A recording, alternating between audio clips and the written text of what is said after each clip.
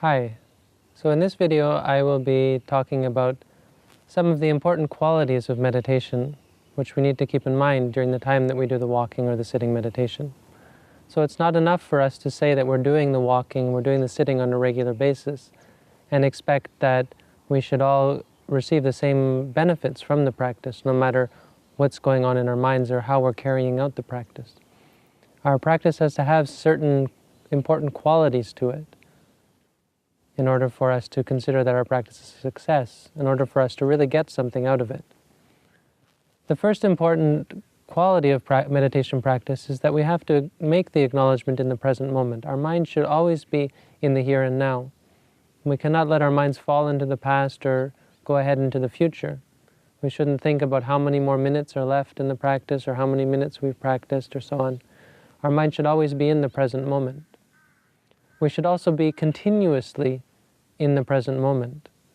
So not only practicing this moment or this moment, but that we are practicing continuously from one moment to the next. At the moment when we finish the walking meditation, we should try to continue our awareness and our acknowledgement of the present moment into the sitting meditation.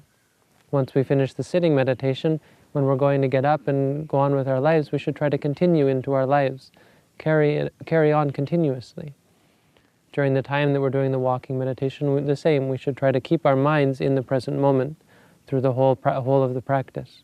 When we do the sitting, trying to keep it on the rising and falling again and again continuously. Just like the rain falling. It is said that meditation practice is like rain falling. Every moment that we're aware is like one drop of rain. And though it might not seem like that much, once we're mindful again and again and aware again and again, just like rain falling, it can flood and create a huge flood or fill up a lake. In the same way, our awareness again and again in one moment after one moment can create very strong states of concentration based on the present moment, so that we're very clearly aware and we create a great understanding and clarity of mind in regards to reality. Another important point is the actual acknowledgement or the quality of the acknowledgement. We have to first of all have a certain amount of effort. It takes effort for us to do this again and again, and we have to acknowledge this. And we can't just let ourselves say rising, falling, and let the mind drift. We have to push the mind and keep the mind with the present moment, with the object as it arises, whatever object that is. So if it's the rising and the falling in the beginning, staying with it again and again, sending the mind out, instead of keeping the mind up here or at the mouth, sending the mind out to the object again and again and again, and keeping the mind very sort of a strong state of mind, keeping our mind strong and focused on the present moment. Once we do this, then we'll begin to become aware of the object. And this is another important thing, that we're actually aware of the object as it is occurring, so that we're not just saying rising, falling, but once we push our minds to the object, that we actually know from the beginning to the end of the motion. If it's pain, that we actually are aware of the pain. If it's thoughts, that we're actually aware of the thought.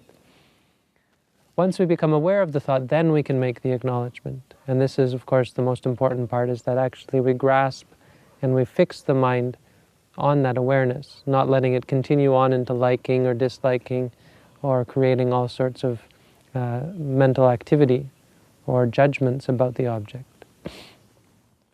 The final important fundamental quality of practice is called balancing the faculties. So it's recognized that all people have certain faculties in their mind. These are qualities of mind which are very beneficial. Altogether there are 5. These are the confidence, effort, mindfulness, concentration, and wisdom. And these have to, we say these have to be balanced with each other. For instance, some people might have strong confidence, but they may have low wisdom. This means that they have what we call blind faith. They believe things simply because of this is what they've been told, or because of some desire to believe, not because of any rational understanding. Some people have strong wisdom, but low faith, so they doubt everything. And they refuse to believe anything, even from a respected authority or so on. Or they refuse to believe anything because they themselves have never experienced it, because they've never undertaken the meditation practice. Some people have strong effort, but weak concentration. In this case, the mind becomes distracted, where the mind is not focused. It can't focus on anything.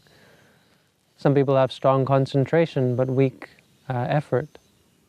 And this makes people lazy or drowsy, keeps us from sending the mind on and on and on, keeping up with the present moment. And we find ourselves getting drowsy and falling asleep. The way we balance these, we balance confidence with wisdom, and effort with concentration. We use mindfulness. We use this clear thought. The effort, sending the mind to the object, the awareness of the object, the focusing on the object, and the clear knowing of the object. These are all of the mental faculties put into one: confidence, effort, mindfulness, concentration, and wisdom. Once we've balanced the four outside faculties with the faculty of mindfulness, or the clear awareness, they will work together and they will create a very strong state of mind, where we have strong confidence, we have strong effort, we are clearly mindful, and we have strong concentration, and we have very sure wisdom, because we see for ourselves and we understand for ourselves without the need to rely on someone else. At that time, this is when the mind is able to overcome states of suffering, overcome states of depression. It's able to, like a strong man is able to bend an iron bar. We also can bend and shape and mold our minds and bring our minds back to a state of peace and happiness, overcoming all sorts of unpleasant states. This is a basic understanding of some of the fundamentals, some of the fundamental qualities of meditation which we need to keep in mind. We need to be in the present moment and practice continuously. We need to make the clear thought, and we can't just say to ourselves, rising, falling.